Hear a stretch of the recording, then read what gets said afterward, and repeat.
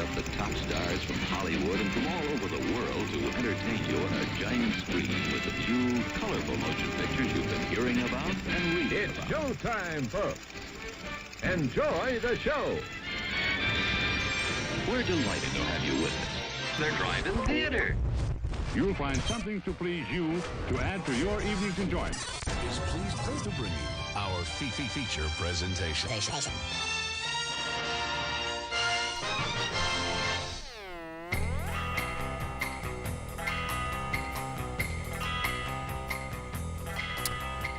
Good evening, ladies and gentlemen. What's going on? It is Monday night. It is 8 o'clock Central Standard Time. It is July 31st, last day of July, and you are tuned into the Drive-In Speaker Box. We broadcast this show live. If you're just listening to the podcasts, thank you for liking and subscribing wherever it is you download podcasts. But a little disclaimer about this week's episode. You may notice a slight hum in the background, like a whoo. It's because it is absolutely swelteringly, blisteringly hot in the studio, and we are not turning off the air conditioner or this fan for any reason. Might be just us right now. People with headphones say it's A-okay. Well, if you were downloading and listening to this on your hi-fi, you'd be like, "What is that background noise?" But I can hear it. That's why I'm the boom operator, professional sound guy here. I'm not a fan of the white noise. But anyway, now that we have established the noise, we can continue with the show. I'm your host, Bo, the boom operator. And I am Slick Doggy, the Grip. And we're going to be talking to you about movies this week. We're going to be reviewing some movies. We're going to tell you what's coming out in theaters this week. We're going to give you some somber news about some people that have passed away. And we're just going to chat with you. But if you're a Twitch viewer, if you subscribe on Twitch, or if you just follow us, whatever it is you'd like to do on Twitch, you can check us out on the Twitch pre-show. It's a lot more candid.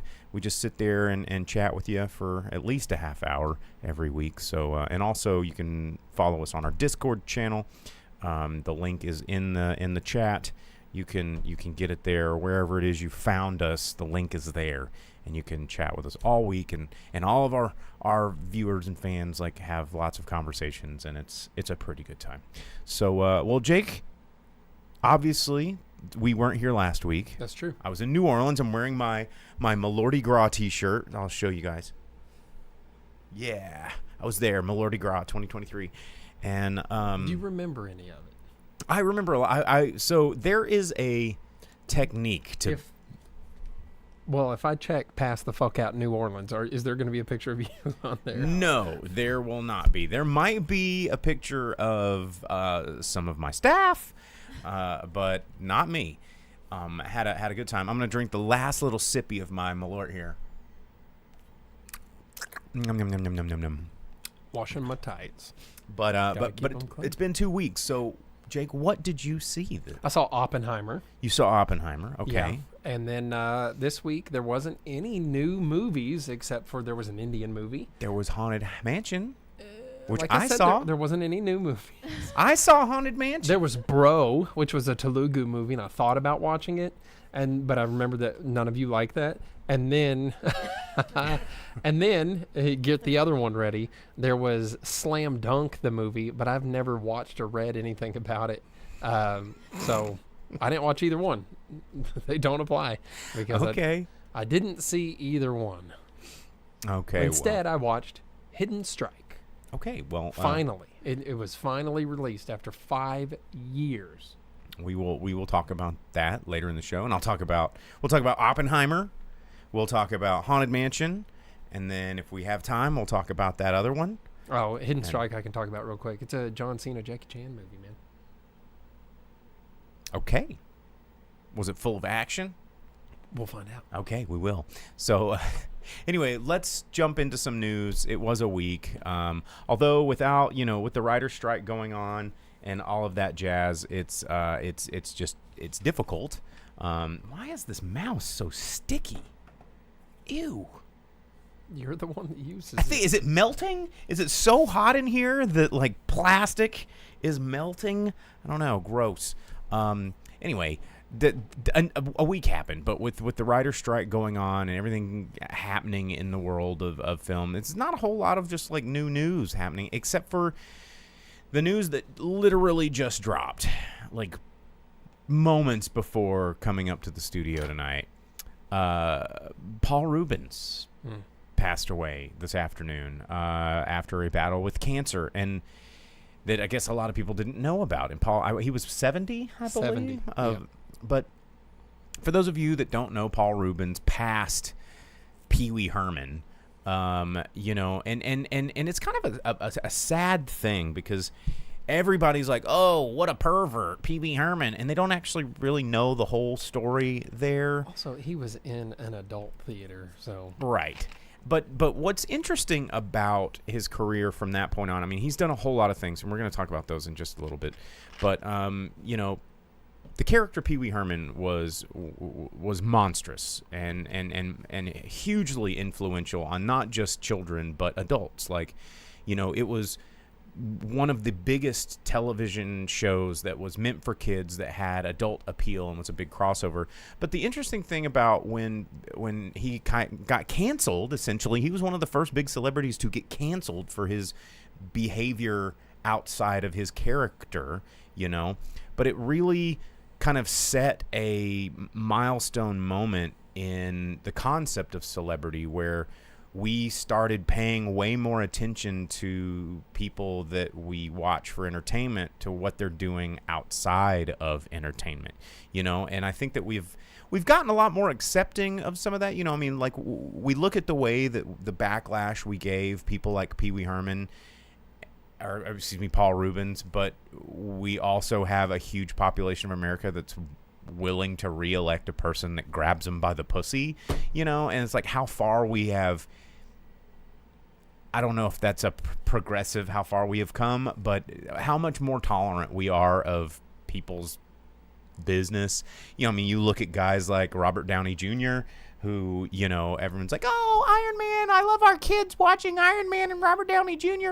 But for most of his life, he was a coke-riddled, heroin-blasting degenerate, and was proud of it, you know. And same with Charlie Sheen and all those, and everybody just thought that shit was funny. And you know, but with Paul Reubens, it really destroyed his career for a long, long time. Yeah, he was a brilliant comedian, and I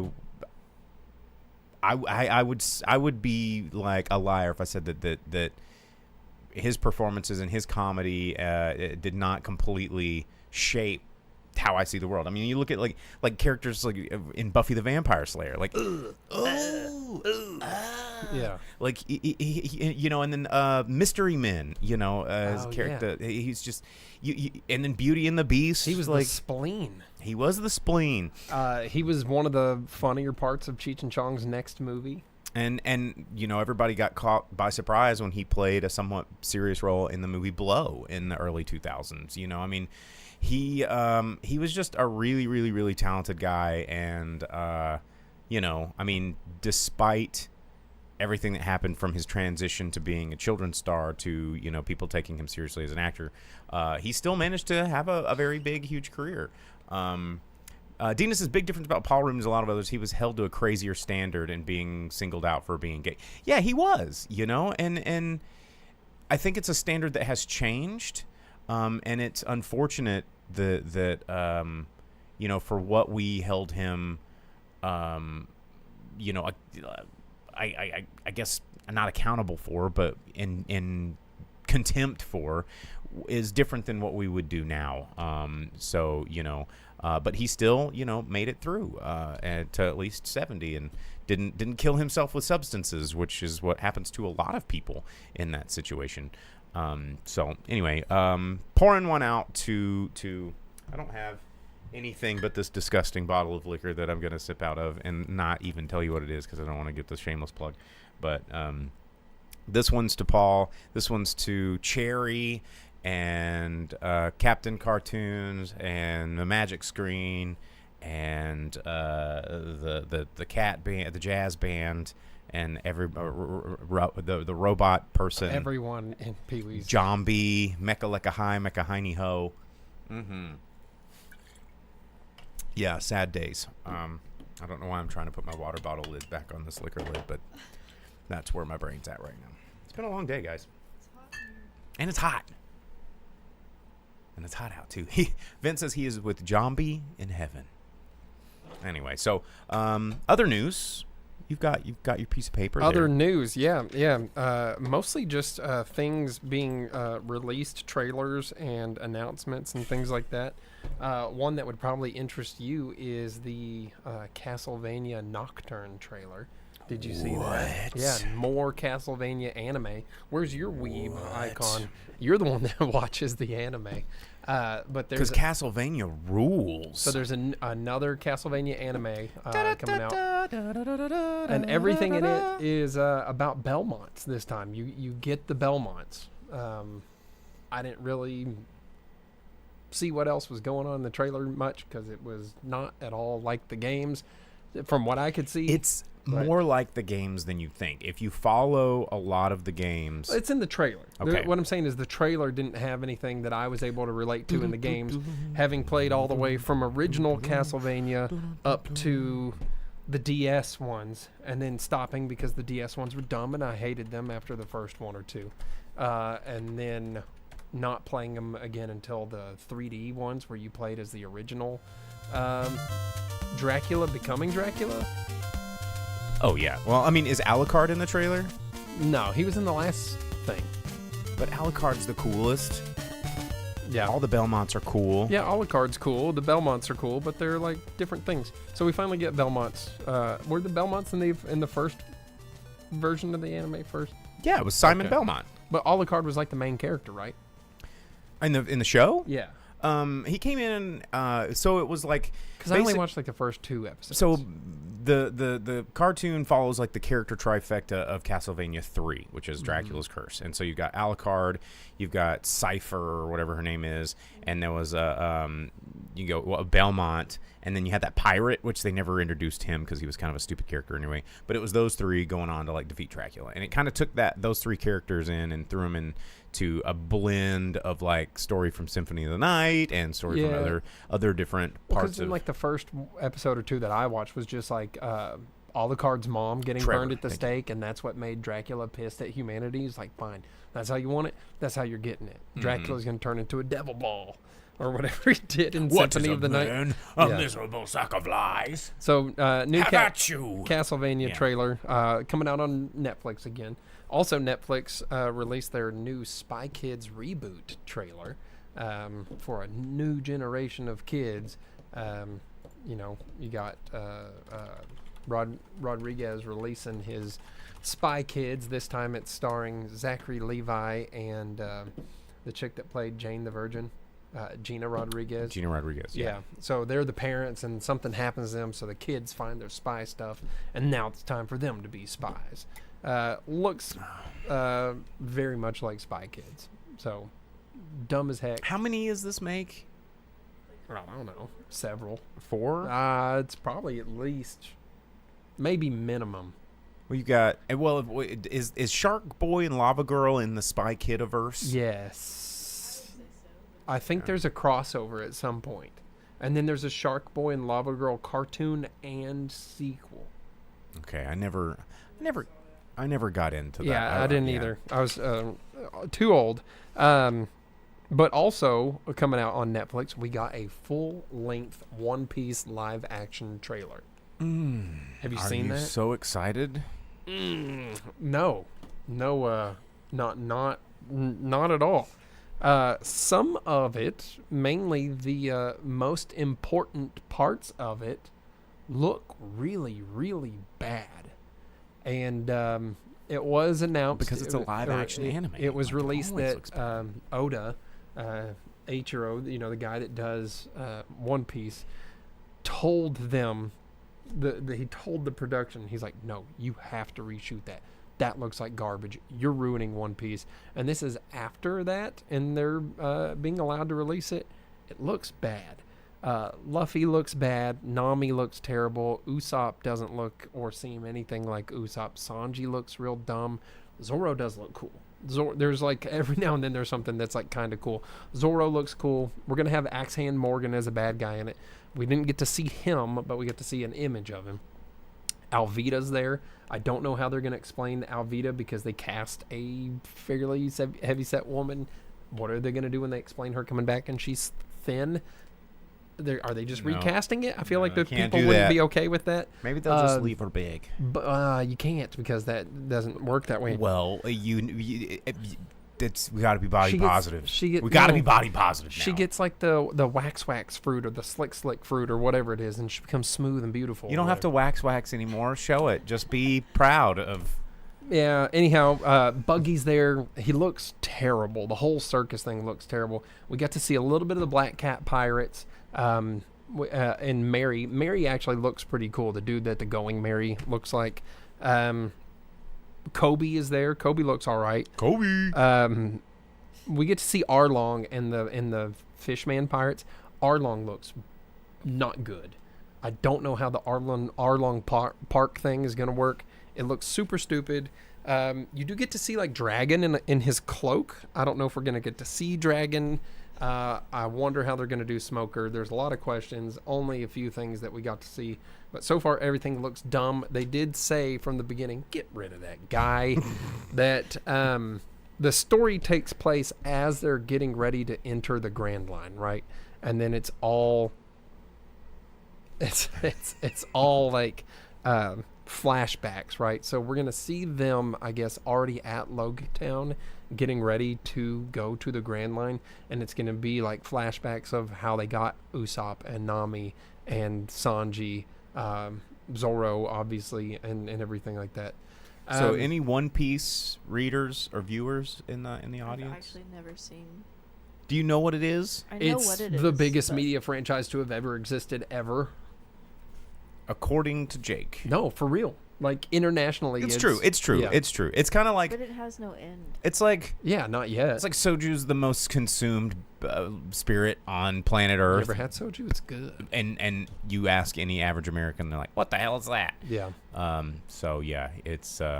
But Night Owl, she says, "Shh, don't tell my friend. I'm secretly watching the show." So, Zaxoff says it's super long. It's way too long. One Piece.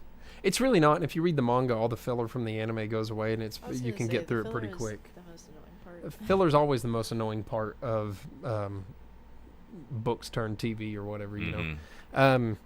But any hope that there was for this series to be okay has been removed with the longer reveal trailer. The only good parts was the CGI Sea King at the beginning that takes Shank's arm and Zoro. But the biggest, most important parts just don't look well at all, which is Luffy and Roger. They did a terrible job with Roger and Shanks. And if Luffy, Roger, and Shanks don't work, One Piece doesn't work. Yeah, it all falls apart. Yeah. Well, you can check out that trailer. We will talk more about that in the future when it comes out, because I know he's going to watch it. I'll watch the first episode and see how it goes. You'll have to watch it. It's like I watched the Cowboy Bebop, and I tried. I watched the first episode of it, too. It was awful. I muscled through it. But we need to tell you about what's coming out this week. Oh, shit. In okay. movies. Invincible 2 was announced. There's a new Boys series coming out on Amazon, which is Gen V. It's a high school version of The Boys. It looks real dumb. It's nothing but chopping people's ding-dongs off with laser vision. Yep. And they're like, I ripped his dick off. And that's a real thing from the trailer. Because that's what everybody loved about the first one. And yeah. It's just nothing but blood, guts, and ding-dongs getting blown up. And then Gran Turismo got delayed 2 weeks. It will now come out August 25th instead of 11th. So we got to wait longer for more race car stuff. All right. Well, movies that we don't have to wait too much longer for coming out this weekend. 2 large releases hitting. There is one small indie release that was doing well at Tribeca. Not quite. It's going to probably just find its way to VOD. But The Corner Office with John Hamm looks like it's kind of a psychological comedy thriller about John Hamm in a weird office job, and he discovers this hidden room that's really just kind of in his head. But anyway, watch the trailer. Looks pretty good. Did really well at Tribeca. The two big movies that are coming out are about very large aquatic creatures. First one is Meg 2, The Trench, with Jason Statham. It was not just one last job. This is a second job. Even though in the first movie, it was supposed to be one last job. He's like, oh, yeah, I'm retired. I'm not going to come out. I'm fine. I'll come out one That's how last this job for trailer the opens Meg. up. You And know he's like, what? remember the last time? Well, this is going to be crazy, and one more time. I'd bet $5 that Jason Statham gets eaten somewhere near the first half of this movie because he's missing from parts of the trailer and people talk about him in the past tense. And there's certain scenes that he's not there. I think they're going to ruin themselves. Says with new this. Meg, old chum is the tagline for this. But yeah, I mean, I feel like they're just going to go completely Piranha 3 Double D with this, throw everything at the wall, make their money, and then just call it a day. Because this is a cash grab. Literally the definition of jumping shark, but with a shark. And you've got Jason Statham, Cliff Curtis, Sienna Gilroy, and other people that you've never heard of. So it's going to be a movie, and it's going to be people getting eaten, and it's going to be funny, and it'll make its money back. And they'll probably do. I hope they don't do another one, but it's comedic enough to where people are going to go out and see it. And then just like the spinoff of The Boys, where the episodes where a tiny guy goes inside of a person's urethra and then stops being tiny and blows the dude's dick off, and everyone's like, oh, and everybody posted on the internet. And now look what we got. We got a whole series about people getting their dicks blown off because they thought that was so cool. We got to do more of that. Yeah, watch the trailer. That's half of what they talk about in it. And then I tell you, It's like the CW with gore. and if you think that what everything we did to fall in, like with the Barbenheimer bullshit on the internet, if you think you've seen the last, like Hollywood they got their top people in like the bunker room, like drinking coffee and doing cocaine, trying to figure out how to recreate our collective stupidity of combining those two movies to where everybody that kind of wanted to see it now felt like they had to go see it and then went and saw it. So we're going to be seeing a lot more of that in the future. You know Thanks. how many people have asked me if I went and watched Barbie? Oh, I'm dude. like, no. Yeah, I mean, it's... I'm not going to sit there with that crowd because my Oppenheimer theater had 3.5 rows of the Barbie crowd in it. Well, what's really funny is, like, I've talked to a lot of people, and I talk to people about movies, I don't know, constantly, because I host a podcast, and I've been doing this for well over a decade. And I talk to people all the time, and I tell them about movies. And the same people that knew that Barbie movie was coming, and I know they knew about it. And then I said, oh, well, everybody just got in line with the hype. And they go, no, I actually really did want to see it. I really did. I really did. You know, I was planning on going. It's like, you haven't planned on going to see a movie in like 3 years. Like, you're one of those people that hasn't. And thank you, Barbenheimer, for getting people back into the theater for a minute. But it's like, a lot of people were going just to be a part of that internet thing. Oh, absolutely. The dude next to me slept through, tossed and turned while trying to sleep through the majority of it after I told them to put their phones away and all that. But they weren't there for the movie. They were there so they could tell their friends that they were there. Yeah, no, and that's the thing. They go, did you go do the thing? Oh, yeah, we did the thing. Yeah, we're cool because we did the thing. Yeah, haha. And so many people will backpedal and go, no, I actually really did want to see it. And I go, oh, so you went out and planned your whole big pink outfit like months ago? Like to go see, that was your whole plan, was to dress up like Barbie? Because the internet, no, the internet didn't tell me to go dress like Barbie. I was just going to do that. Bullshit. Yeah, the way I'll put it is that my entire theater of people not old enough to buy beer all only had a single reaction the entire movie, right, about Oppenheimer. Not that it was some big, impactful, historical thing about the deaths of thousands and thousands of people and mass destruction weapons and stuff. It was Florence Pugh's titties ended up on screen, and the whole theater went, ooh, because they were adults. Seriously? Yes. Oh, boy. Seriously. It was 3.5 rows of people not old enough to buy beer, wearing pink, chatting with each other and being on their phones, and they all made an audible ooh when boobies hit the big screen. That's why Well- I've not tried to go see these movies. Yeah. Yeah, And, well, and you and- think I'm gonna go sit through Barbie with those kids? Oh, hell No. Well, and so before, and like Dina says on Twitch, Dina just commented, says, which sucks because Barbie is a lot of fun movie and a really good movie. But I don't And- have to see it on the big screen, and I already Yeah, watched Lego that's- Movie. Well, and here's the thing: is if you've been watching the show, like when the more and more we found out about Barbie, we started to get excited about it. We wanted to see it. I was like, oh man, the writing team looks good. Yep. Early trailers looked good. The casting's good. And then like Memes about started. 2 weeks before it was coming out, the memes started. And then I wanted to see it a lot less and less because it's like I don't want to be in the theater with these people that aren't there for the movie. They're there for the fucking participation of the meme. But anyway, Meg's coming out. Meg's coming out. That's probably what I'm gonna watch. Well, then I will go see the other film coming out this weekend, which is let's just say Adolescent Mutant Ninja Turtles Mutant Mayhem. Everything about this looks fun, except for the voice acting. They Like, sound like they're 10 years toddlers. old. They are little baby. yeah, and Children. and that's That way they can be can't call 'em teenagers for the teen- sequel. No, that's not how that works. the Teenage Mutant Ninja Turtles movie that's coming out. I grew up with Teenage Mutant Ninja Turtles. I mean, I'm very well versed. The original movie is still, in my opinion, one of the best adaptations of the franchise. I went and watched it in the theater when it played a couple of years ago. It's I took one of our buddies. He had never seen it. It's a really, really well-made movie.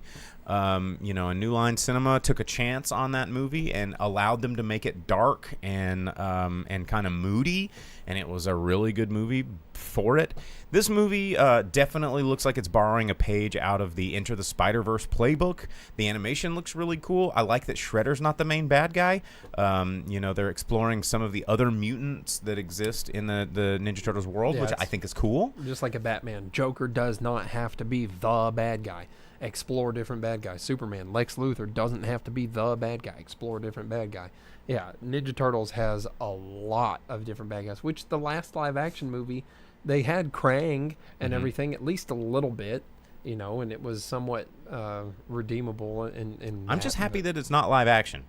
I'm excited yeah, about an live animated action, Ninja Turtles movie. I'm gonna go see it. Well, I mean, the voices, like they're teenagers, and teenage means that there is a 1 and then another number in front of their age, right? 11? Besides Like, yeah. yeah, and they're all like 10 and 11. A it number says that's teen. 3 to 9. Yeah, teen at the end, like 13 and above.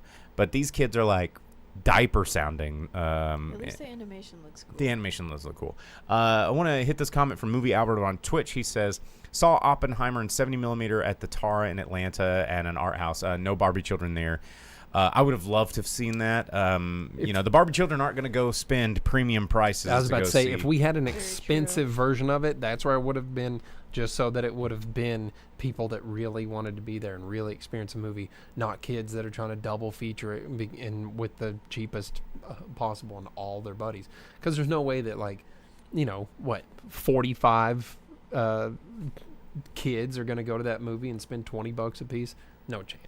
So Well, and they're all sneaking in snacks and stuff, so they're not actually helping the theater at all. So buy some popcorn, you buttholes. Zaxoff said on Twitch, he said, I just looked up 2 of the actors. They were 15 and 19. Well, they casted them to sound like they were 5 and 9. I've seen the pictures of those kids. There's no way that any of them is 19.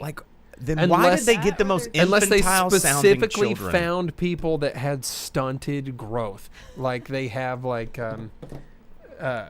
I know what you're talking about. that lady that was in all those movies in the the kid 80s, from Doogie Howser. and she had that high pitched child's voice, and she was like a little person.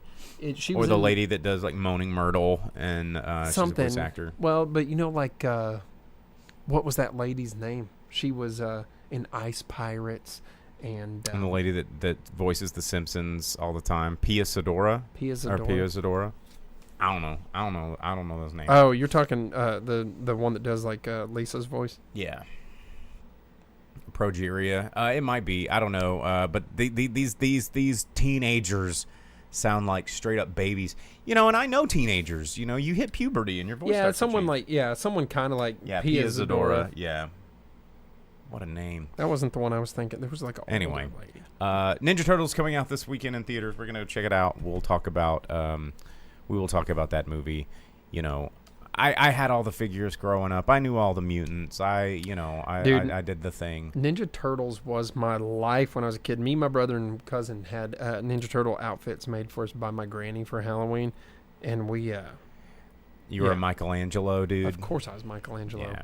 Duh. That's why. Donatello. Orange is my favorite color. I love pizza. Purple's my favorite color. I had nunchucks, man. That was all circumstantial, but Donatello. the point of Like, it is, I mean, Ninja Turtles were like the original, like, what Harry Potter house are you? It's like, okay, who's your favorite turtle? You know, it's like a personality test. yeah, you which know? turtle, dude? And It was like, Raphael! And I was like, nah, he's the butthole. yeah, he has the tood, man. Yeah. I liked Michelangelo because he was the party dude. My mother just chimed in on our chat stream here, and she goes, you still have all the figures. Hell yeah, yeah. she's right. And I do you know still what? have figures. If you go to the store right now, they have all of the classic Ninja Turtle toys from when we were kids. The one where they hold the pizza boxes and shoot them out. Oh, yeah, the pizza blaster? Yeah, and you can get... Mark Landry said he was a Donatello all day. That's my man. My He's a builder, too. My brother's a Donatello Smart. guy. My cousin was Raph. We didn't have a Leo in our trio because... Yeah, well, so Zaxoff on Twitch says, that's probably why I'm so upset that the youngest actor voices Donnie. The original movie Donnie was Corey freaking Feldman, which was also awesome. Like, I mean, could not be any cooler. Anyway. Oh, Andrewid coming in with the hot take. Donatello all the way. But did like the Moody Raphael in the original action movie. Yeah. Yeah, and Velvet Santa, Michelangelo. he was good. He was good in the So we movie. found the two good ones, right? Donatello Mikey and Mikey. Donnie. Yeah. Anyway, all right. Well, those movies are coming out in theaters this week. Let's see. Let's talk about the movies that we saw. Well, I mean, Oppenheimer's a little bit old news since Yeah. we were gone for a week. So let's go ahead and start with that one, and I'll finish the show with Haunted Mansion. So, Okay. yeah, tell us about Oppenheimer, dude. Well, I watched Hidden Strike 2. You want me to get through it real quick? All right, Hidden Strike. It's on Netflix. It's not a big deal. It's been out for 5 years. Jackie Chan, John Cena, action movie set in the desert, mostly a Chinese movie. It's not bad. The story's dumb. You don't need to care about it. The point is that John Cena's like a mercenary. He gets hired to do a job he doesn't really want to do. The guys are evil. It's played by the guy that is Theon's uncle, the old evil Greyjoy from Game of Thrones. Yeah. Yeah, so evil The Iron Islands. Evil Greyjoy betrays him. Him and Jackie Chan got to team up, and they whoop ass at the end. It's not bad. It's on Netflix. Watch it. Okay. But Oppenheimer. So Oppenheimer's the big one, right? The other half of the meme. Christopher Nolan. Yeah, Christopher back Nolan. in the And saddle. sometimes Christopher Nolan movies are not as fun as what the build-up would want you to have them be. Like... Well, I don't know why he's the- always billed as a fun director, because Yeah. a lot of his movies are not. Like, y'all might not like this, but the Batman movies. Batman Begins is fantastic, and Batman Begins is a very good movie. I like everything about it. And then the other two are not. I don't like them. And you just get a lot of wows and a lot of, like, Heath Ledger crap. He wasn't a good Joker. If you think he's a good Joker, it's because that is your Joker. But he's not a good Joker. He's not the best Joker. There's plenty of good Jokers. He's not one of them. He was just edgelord type character.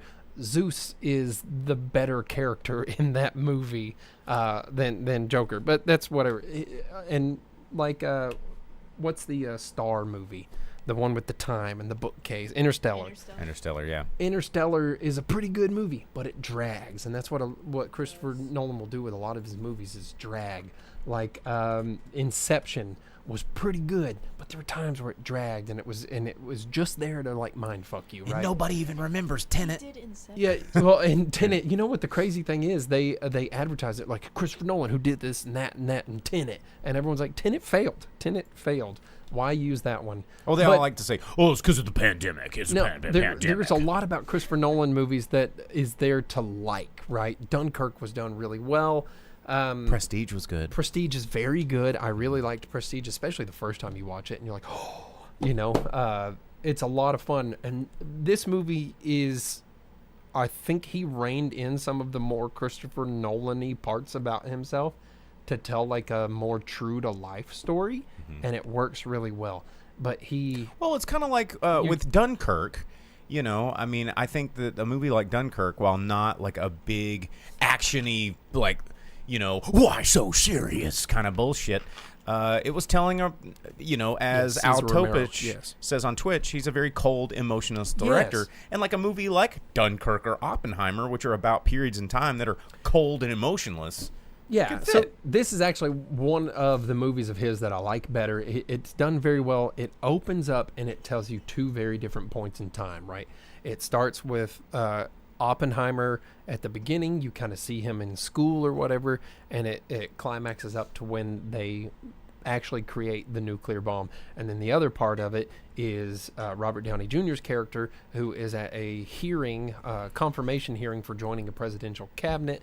And then those two timelines, much like, atoms or particles or whatever running at each other, end up and they have that meeting point and they collide, and you get like the story of Oppenheimer's life, and then the kind of the point where he's getting to, which is when people tried to shit on him and use him as some sort of bad guy or whatever.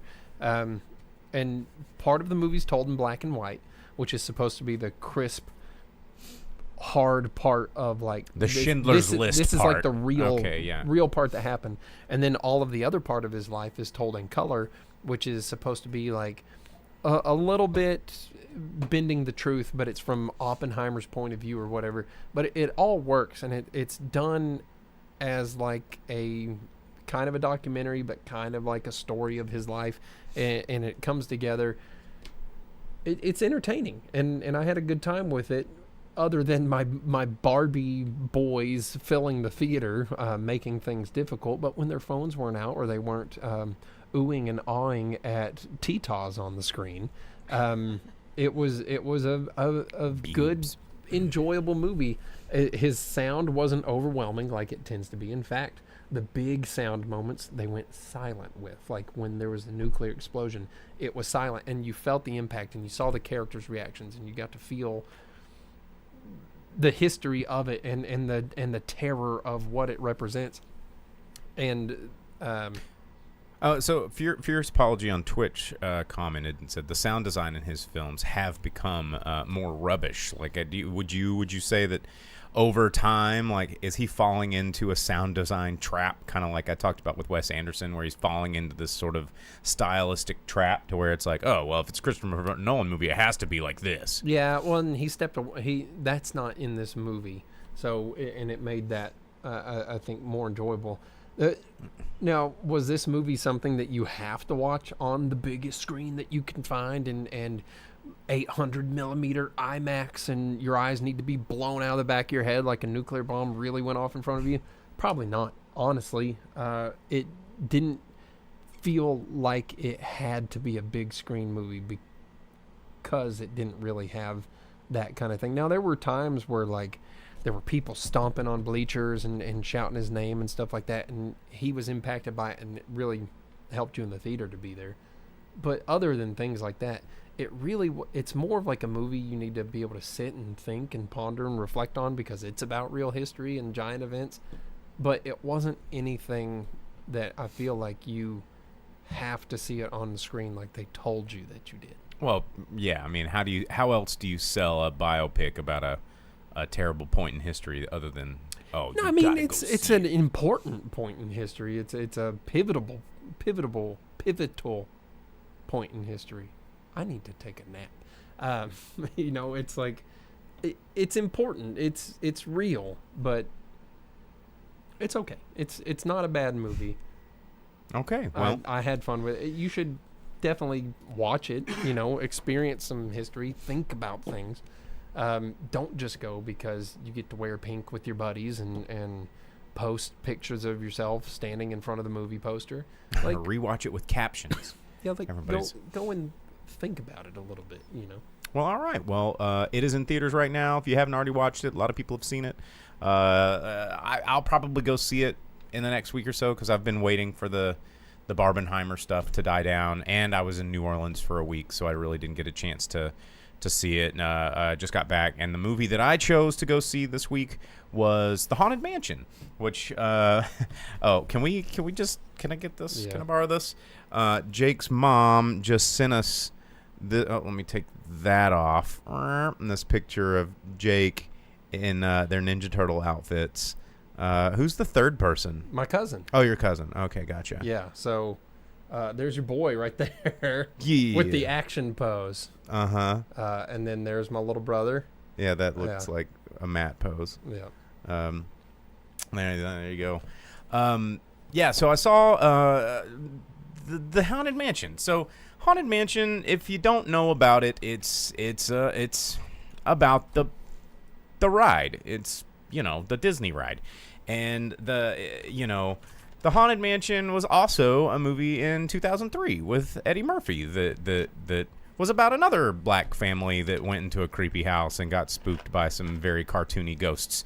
But that was at a time, 2003 was at a very different time for Disney, where they didn't quite know how they knew that they were wanting to make their rides into properties. They knew that, like, okay, Pirates of the Caribbean, we're onto something here. And then they did, like, Haunted Mansion is an interesting one because when they tried to make the movie in 2003, Disney had not quite figured out that you can make things slightly more adult and they'll resonate with more people. They tried to make that movie just very safe, and this was at a dark time in Eddie Murphy's career where, he was as G-rated as he could get because he, was a new father. And it's a dark time. It was G-rated. It was a terrible time for Eddie Murphy movies. It wasn't terrible, but it just wasn't great. And this was like post Pluto Nash, pre Norbit. Yes, it was a very, very weird time.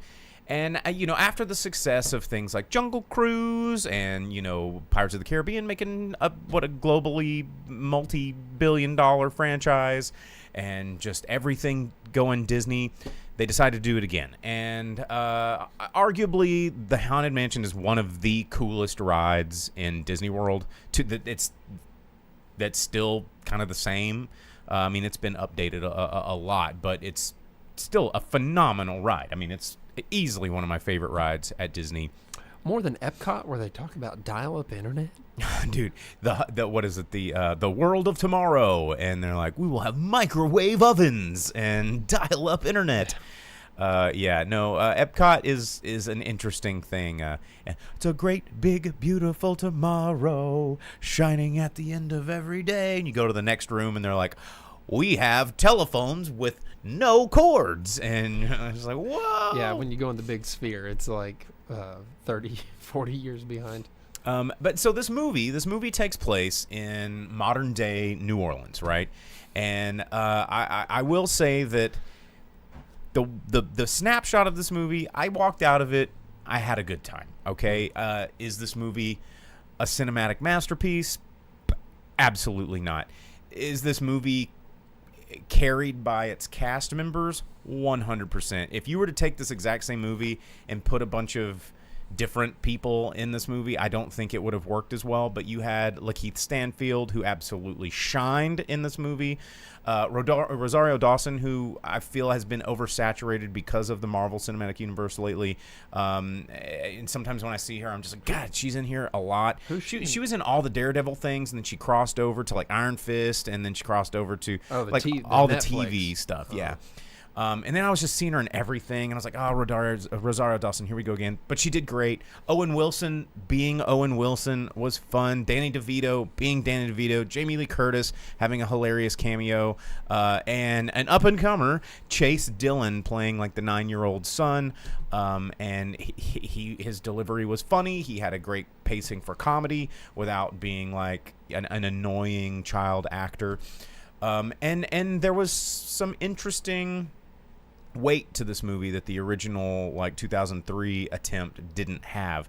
There was consequence, there was death, there was loss, there was grief, there was all of these things that you should have in a ghost story. You know, it's not like, oh, spooky ghosts, zoinks, and then you, like, roll out like a Scooby-Doo episode. This actually, you know, had some genuine moments and had some feeling, and it made a very well-rounded family film. I think it is PG-13, so, you know, there are some scary parts. There's headless people. There's people trying to get killed, and there's some, you know, exposed skulls with a little bit of flesh on them. But is this a scary movie? Absolutely not. I think that this would be a great family movie. Why they released it in July, I think is kind of strange, except for July is when Halloween season kicks off. So if you're a big Halloween nerd like I am, you're already like, Lowe's has got their stuff out. Home Goods has got some Halloween stuff out. You know, Cracker Barrel's got their Halloween stuff out, and they got that cool 3-foot ghost. Anyway, it's a. I wish that this movie had come out in the fall. I would have really loved to go, like, on a chilly day, like, go and see this movie in a theater and eat popcorn and come out of it. That's when it'll be out for VOD sales. And I feel like having this one in their VOD arsenal on Disney Plus when it comes in, because they're already struggling. Disney Plus, you know, one of the Bobs was talking about, like, we got to sell off some properties. This Disney Plus plan thing has not worked out the way we had. We got too aggressive with our streaming. We need to really figure this out. So I think maybe that was in line with their release strategy. So let's see. Dina says July means they can get it out on streaming. Yes, in October. But all in all, I thought it was a fun movie. But I really have to take a moment and, like, Lakeith Stanfield's performance in this was just fantastic. You know, he has not been in a lot of movies. You know, or huge movies, but I think that, you know, he's been in a lot of small movies. You know, he was Selma, put him on the map really big. Sorry to Bother You was a big role for him, although this was still like an indie film. Knives Out, he was in it for a minute, but he just stole the show. And he's been nominated for an Oscar, you know, and I think we're going to see him in a lot more things. And this movie was interesting because it showed that he has an extremely wide range, and seeing him play very, very serious roles, like Judas and the Black Messiah and other things like that, and then to come around and do something like this, which was kind of a feel-good family movie, just really shows that we're going to be seeing him for a long time, and I'm glad for it. Other things like Jamie Lee Curtis and Danny DeVito were just there for hilarious cameos. I'm trying to figure out how Tiffany Haddish and Jared Leto both ended up in a Disney movie after they're bad people. So, yes. Because Tiffany Haddish had her, like, thing where it was not okay and got called out on, like, abusing children or whatever. And then Jared Leto's a cult leader. Well, how is it that Disney basically played a cult leader in this movie? And he was himself. He was basically just the voice, and I don't know if they did motion capture with him or not. But still, like, how is it that Disney's like, yeah, we'll give these two people money for sure? If you had not said that Jared Leto was the character in this movie that he was, you would have never guessed. But Tiffany Haddish was very much Tiffany Haddish. I didn't talk a whole lot about her because I'm still, she's a lot. She's a lot, and she's not on my high list right now. But dude, Danny DeVito, Lakeith, Owen, you know, it's silly. I saw the clip where Danny DeVito and was it the Lakeith, like, character? They're in, like, the police station, and they're telling the sketch artist, and he draws, like, the exactly like it. Yeah, the flesh rotten dude. He's like, is this the guy? Like, goes, whoa, that's it. How did you get it? It looked pretty. There funny. was a lot of moments like that were fun, and a lot of great callbacks to the ride that were tasteful. You know, kind of like Jungle Cruise wasn't a great movie, but they tied in things from the ride without making it super overly obvious. And it was some fun, interesting nods to the franchise. Is this a super franchisable thing? I don't think so. I don't know if it's got the kind of same sort of pull and star power like a Hocus Pocus. I think, trying to recapture that Hocus Pocus magic. Well, so Dina said Hocus Pocus was Also originally released released in July. And guess what? Hocus Pocus failed at the movie theater. It did not make Disney money until after, when way everyone was later. like, yo, this movie rules.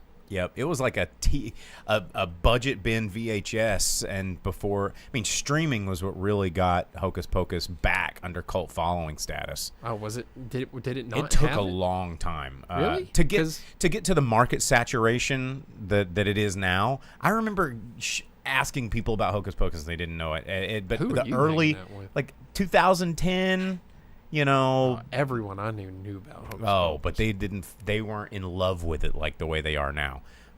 It was always around, but people were like, oh yeah, Hocus Pocus, isn't that just like a silly kids movie? And now people are like, I've defined my life on Hocus Pocus. Oh, really? Because everyone I've always known has been like, dude, Binks, bro. Yeah, we 'Cause must have been everyone gets- rolling in some different circles. Yeah, everyone gets hyped on Binks, and the zombie dude I always thought was cool. He's so cool you don't remember his name? Dude, Billy come on, Butcher? man. Yeah, Yeah. not Billy Butcher, but Billy. It's like Butcherson, I think was his name. Yeah, That's the dude From from the Boys. Boys, Billy but Butcher's from the Boys. I think it's Billy. I thought it was Billy Butcherson, something like that. Doesn't matter, dude. Hang on, Hocus I want to be that for Halloween one year. Pocus One year when I have my shit together by July and dollars. Billy. Let's see, what was his name? Billy Butcherson. Dang, you nailed it. Boom. How about it? Yeah, told you. Got his mouth showed up because he was talking smack. You witch. Yeah. Yeah. Anyway, Velvet Santa over there on Twitch, he dropped something on there that's actually pretty cool if you haven't been following us on social media. But speaking of VHS, he's been putting some of our episodes of our show on VHS cassette. And Are we actually? Do you have us on the film of the VHS? Because I saw the casing and the designs, and they were really fun. He's putting these on VHS, which is pretty badass. And he's been and they're going to be at this comic shop. Obviously, the comic shop is not here in Northwest Arkansas, but it's pretty cool. It's like Kapow Comics in Sherwood. The guy that runs it, his name's Matt, and I guess they've got a display, and some of our episodes on VHS are there, so you can pop it in your VHS and check it out. So we've got one episode. I still have The one of those. descriptions on the back of the box. A VHR or VHS? What? The description on the back of the box is so good. Oh It yeah, says, it's great. Show yourselves a good time. It's gonna be fun. So thank you, Velvet Santa, for taking the effort. That is badass. All right, well, it's about time for the box office roundup. We're going to give you the box office for the past weekend. It's going to be July 28th through July 30th, 2023. We only give you the top 10 movies in America because that's what that's the domestic box office. That's what they pay attention to. Follow the money, right? So we're going to start with number 10. We're going to go to number 1, or I guess we're going to start with number 11. Just because. Mm-hmm. Yeah. So go for it. Yeah, number 11. It was a special event. The first Slam Dunk, the Slam Dunk anime, manga, whatever movie.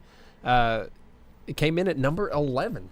It was under 600 theaters, brought in $645,000, but that was enough to get it just shy of the top 10 in the U.S., which is pretty incredible. And then coming in at number 10, 9 weeks since it was released, Spider-Man Across the Spider-Verse brought in $1.4 million. Its domestic take is at $378.8. Probably a lot less than what they were expecting being 10 weeks with Spider-Man, but it made enough money, surely. And then coming in number 9, 1 month out, Insidious: The Red Door, another $3.2 million for it, bringing in $78 million at the box office total. And then at number 8, dropping from number 7, Elemental, still hanging in there, 7 weeks out, $3.4 million brought in by it, 145 at the theaters so far. And then 5 weeks out, Disney's Indiana Jones Dial of Destiny, $3.9 million. Its domestic take is only 167. It's grossed in total $356 million worldwide, which is still not enough to get its full budget with advertising back. And then opening at number 6, an A24 film. That's your jam. Mm-hmm. Talk to Me, $10.4 million. not bad for a little semi-indie studio. Scary movies. Yeah, People topping like 'em. multiple Disneys and Spider-Mans. So good job there. And then Mission Impossible, in its third week out, 10.6 million. It's brought in only 139 million at the U.S. box office.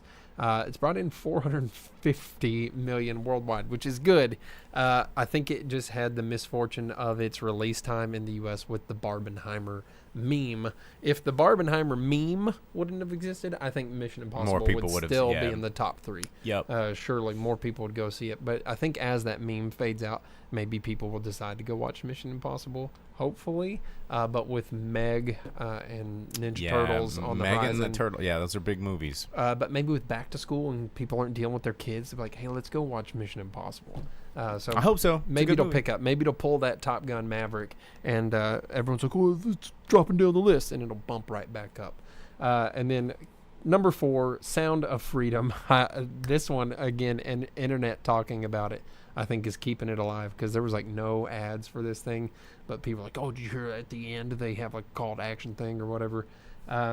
So, I haven't done a lot of research on this, but Vince over on our Twitch stream, he just commented and said, this does not talk about how the studio is buying tickets and the theaters are empty, but Sound of Freedom now ranks as the 12th highest grossing domestic release of the year, higher than North American totals for Fast X, Elemental, and Mission Impossible Dead Reckoning Part 1.